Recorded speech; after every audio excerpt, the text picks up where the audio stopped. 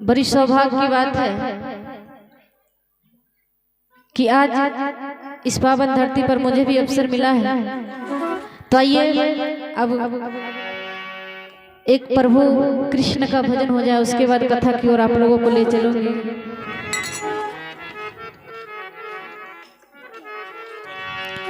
और कहा गया है कि कथा और कीर्तन में बहुत ही कम आदमी को, बहुत ही कम लोगों को अच्छा लगता है, मन लगता है, क्योंकि ये कलयुग का बहुत बड़ा प्रभाव है हम लोगों के ऊपर, जिनके प्रभाव से कथा कीर्तन सुनने में आनंद ही नहीं आ रहा है। इसलिए बाबा गोस्वामी तुलसीदास जी ने एक बहुत ही सुंदर पंक्ति में लिखे हैं, सुतिदारा लक्ष्मी सुतिदारायर लक्ष्मी पापी घर भी हो संत समागम हरि कथा तुलसी दुर्लभ दो। कहा गया है कि पुत्र धन और लक्ष्मी सभी के घर हुआ है और होते हैं, लेकिन ये संतों का समागम और हरि कथा बहुत ही भाग से मिलता है, फिर भी फ्री में मिलता है, फिर भी कोई लेना नहीं चाहता है। तो आइए, आप लोग शराब पीते होंगे तो 12 घंटा 24 घंटे के बाद शराब का नशा उतर जाता होगा, और उतर ही जाता है, लेकिन ये भक्ति का नशा है जो एक बार चढ़ जाए तो कभी उतरता ही नहीं है। तो hमें ऐसा नशा करना चाहिए कि जो एक बार चढ़ जाए जिंदगी भर उतर ना पाए। तो ये इसलिए क्या कहा गया है, बिन पिए नशा हो जाता है, बिन पिए नशा हो जाता है, जब सूरत देखो मोहन की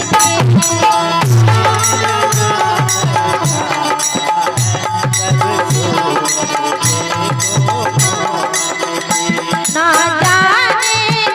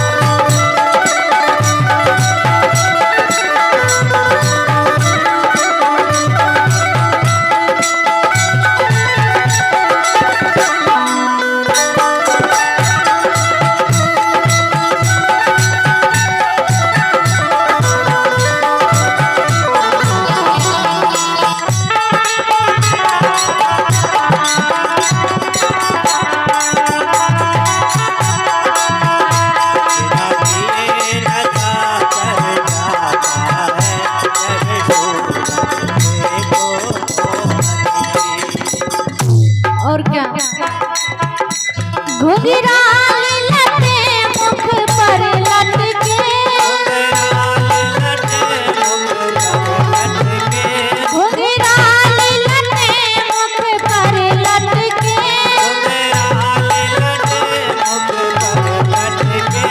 माथे में मुकुट है शोभ रहे, कानों में कुंडल शोभ रहे,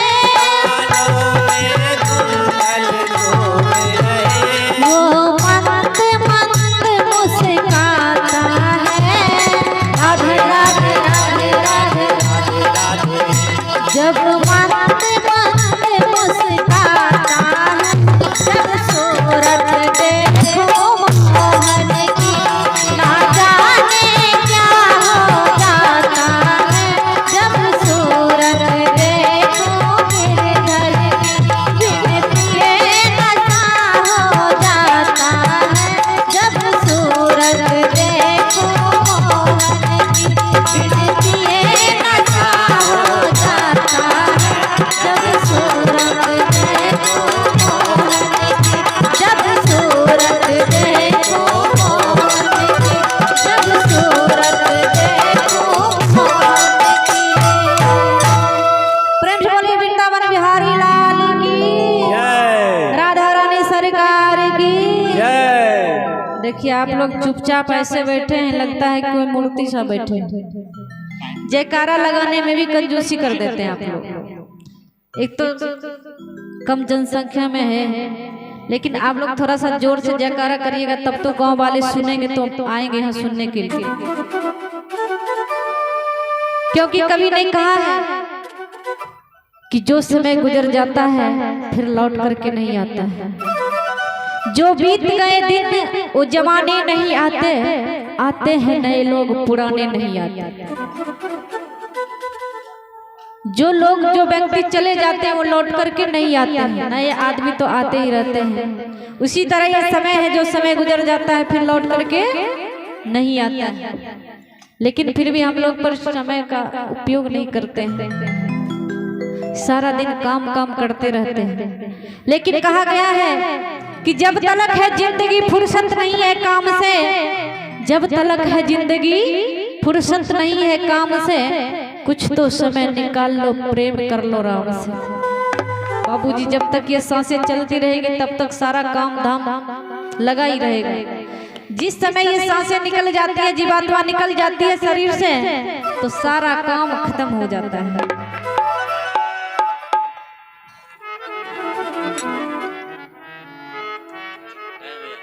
तो आइए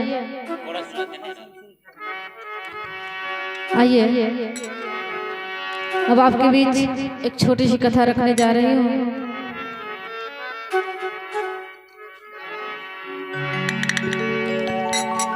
सुनिए मैं सुनाती हूँ एक सत्य की कहानी।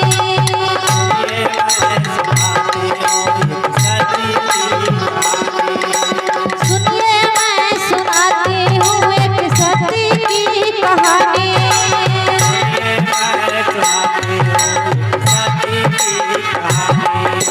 त्रेतायुग की है ये दुख भरी कहानी।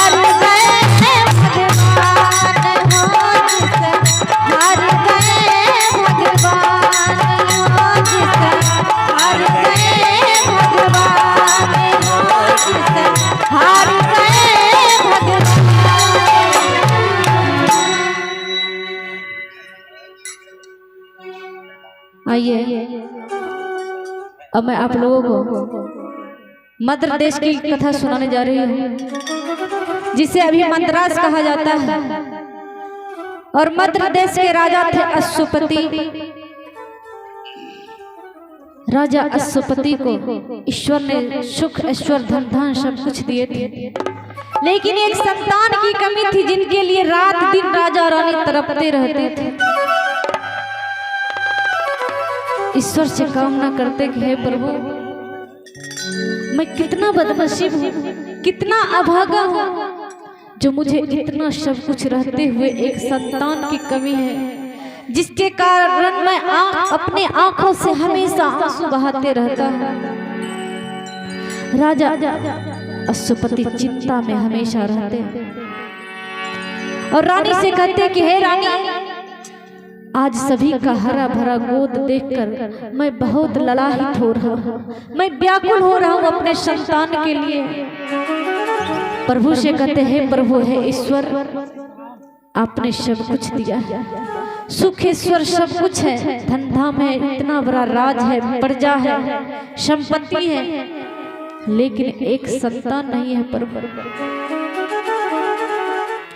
ईश्वर ने सब कुछ दिया, सुख ईश्वर धन धाम, राजा रानी के गोद में दिया नहीं संतान।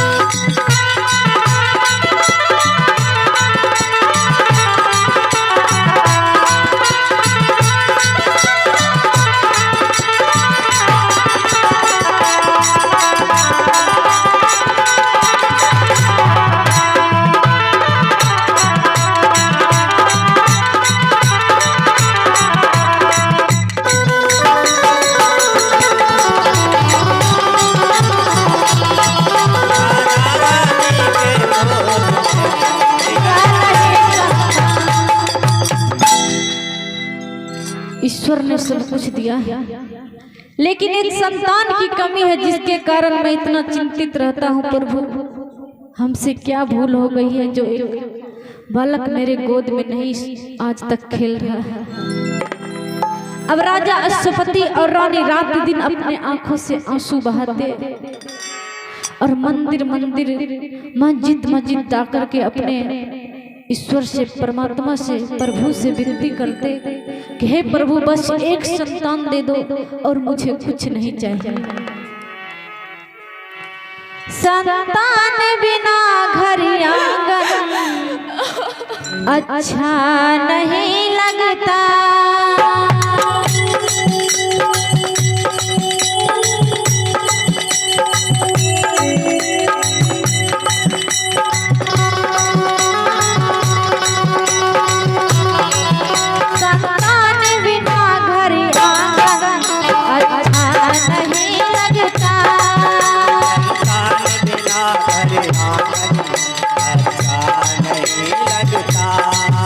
ये फूल ये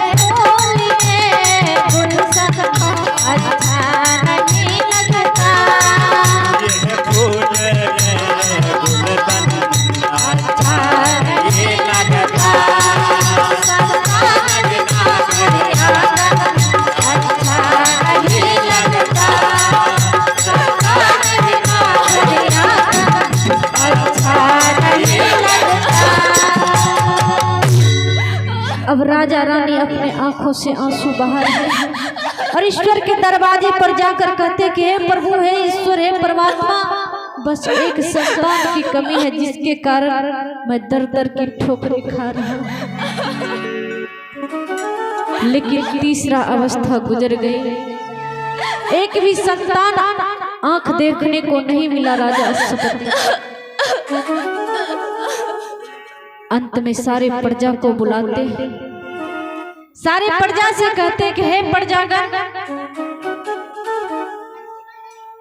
मैं आज तक अपने पुत्र या पुत्री का मुख नहीं देख सका, लेकिन अब हमसे रहा नहीं जाता और आज मैं अपने संतान प्राप्ति के लिए जंगल में जाकर, घनघोर जंगल में जाकर तपस्या करूंगा। अगर हो सके तो तपस्या से कोई प्रभु की इच्छा हो, कोई वरदान हो, कोई आशीर्वाद हो तो मुझे संतान देखने को मिल सके।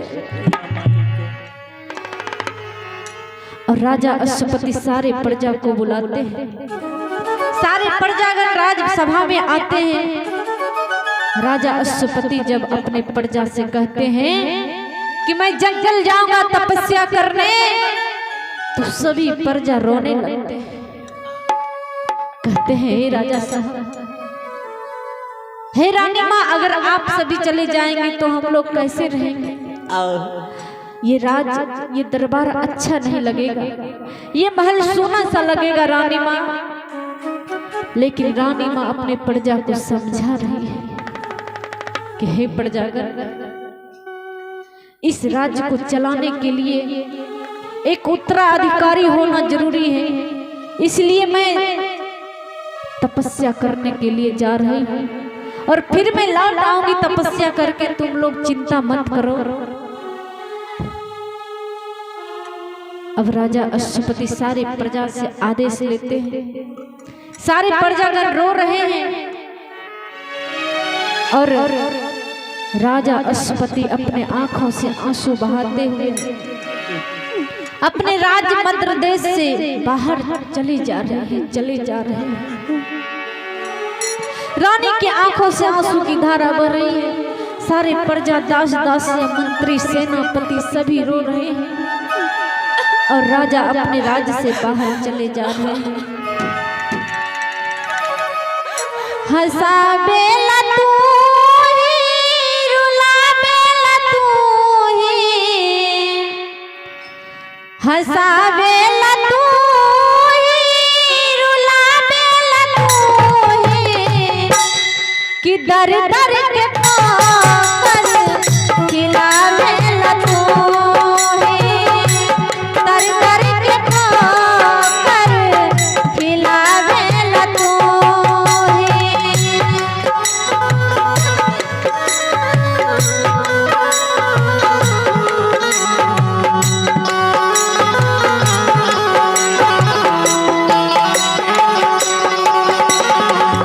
दर दर के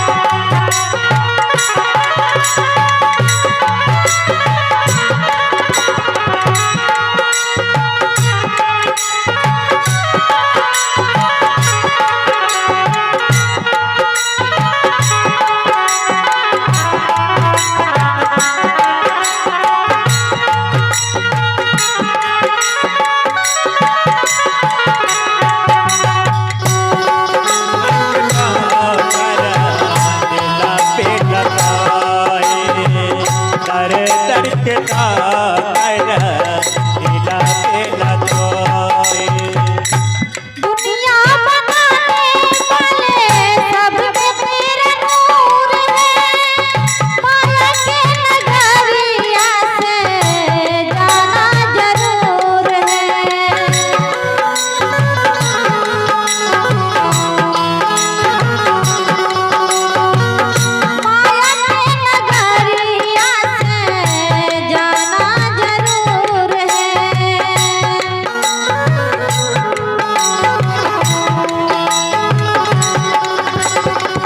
हसावे